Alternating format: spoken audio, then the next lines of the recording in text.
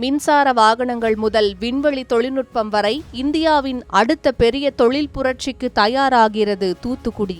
அரிய மண் கனிமங்களை சுத்திகரிக்கும் மெகா திட்டம் தமிழ்நாட்டின் தொழில் வரைபடத்தை மாற்றும் என்ற எதிர்பார்ப்பு உருவாகியுள்ளது.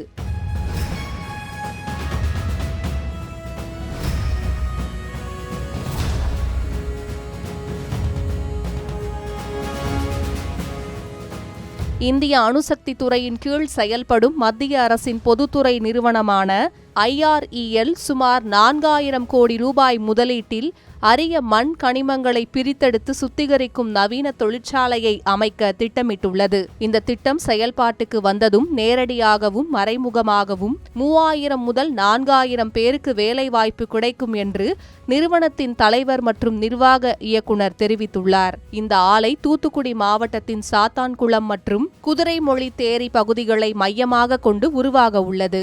தமிழக அரசின் TAMIN நிறுவனத்துடன் இணைந்து செயல்படுத்தப்படும் இந்த முயற்சி மாநிலத்தை அரிய மண் கனிம தொழில்துறையின் முக்கிய மையமாக மாற்றும் என்று எதிர்பார்க்கப்படுகிறது. மின்சார வாகனங்கள், காற்றாலை மின் உற்பத்தி, விண்வெளி மற்றும் பாதுகாப்பு துறையில் பயன்படுத்தப்படும் உயர்திறன் காந்தங்களுக்கு தேவையான முக்கிய மூலப்பொருட்கள் இங்கு தயாரிக்கப்பட உள்ளன.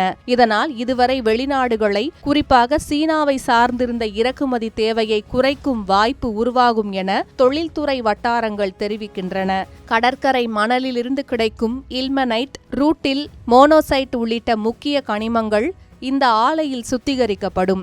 அதன் மூலம் உருவாகும் கனிமங்கள் இந்தியாவின் உயர் தொழில்நுட்ப உற்பத்திக்கு முக்கிய ஆதாரமாக அமையும் என்று கூறப்படுகிறது.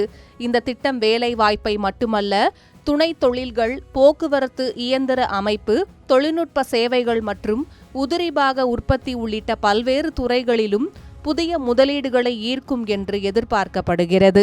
மொத்தத்தில் 4000 கோடி ரூபாய் முதலீட்டில் அமைய உள்ள இந்த அரிய மண் கனிம சுத்திகரிப்பு திட்டம் தூத்துக்குடியை தேசிய அளவிலான தொழில் மையமாக மாற்றுவதோடு இந்தியாவின் உயர் தொழில்நுட்ப உற்பத்தி துறைக்கும் புதிய அடித்தளத்தை அமைக்கும் முக்கிய முயற்சியாக பார்க்கப்படுகிறது.